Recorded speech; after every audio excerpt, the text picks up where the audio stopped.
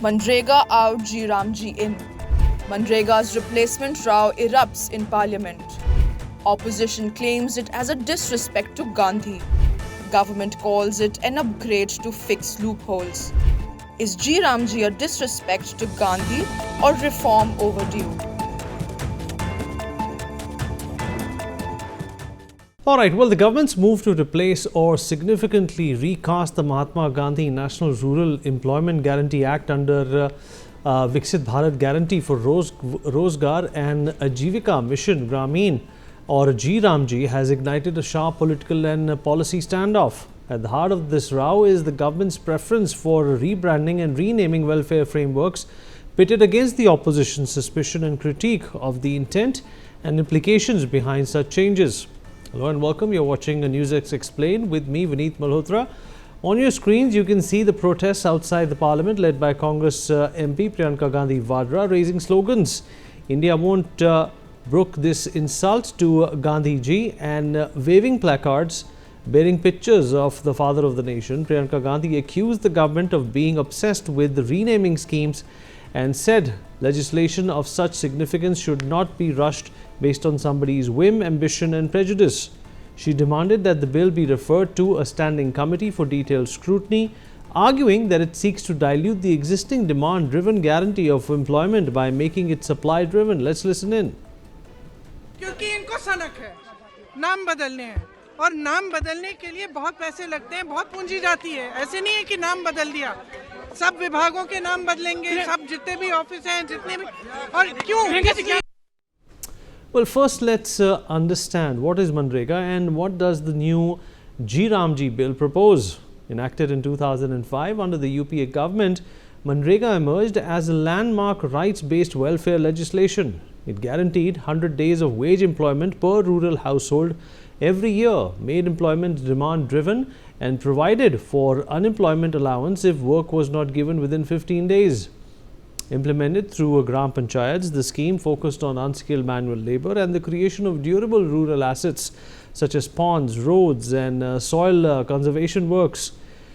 Through the 2010s, it became both a cornerstone of rural welfare and a lightning rod for criticism over alleged leakages, delayed wages and poor asset quality. Under NDA's government, the scheme has seen dwindling budget allocation.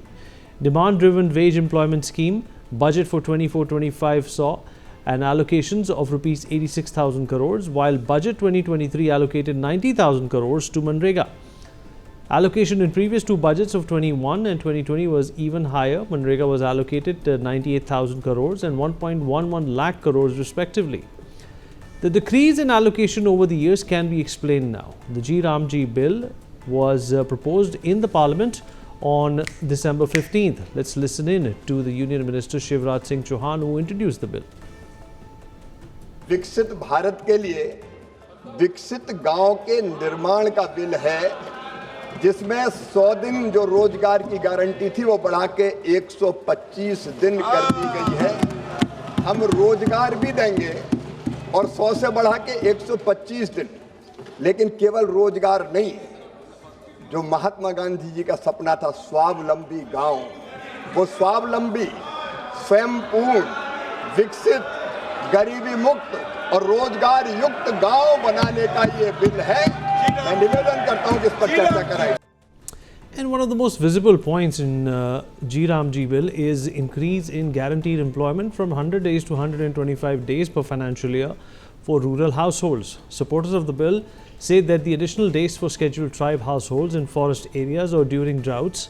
Critics, however, argue guaranteed days might not translate into guaranteed access, as employment is tied to pre-approved plans rather than worker demand. A significant structural change under the G Ramji bill is the introduction of shared funding between the centre and the states. Under Mandrega, the wage component was fully funded by the centre. This ensured uniformity and relieved states of financial burden. The new bill departs from the Mandrega model, requiring states to contribute a larger share of funds. It proposes a 60-40 centre-state funding split or ratio, shifting from centre-heavy funding. The government argues that this will promote cooperative federalism and better alignment with local development priorities. Opposition parties countered that This would effectively shift the responsibility to the states without much fiscal support. For the first time, the Jobs Bill introduces a provision to pause rural employment for up to 60 days during peak sowing and harvesting seasons.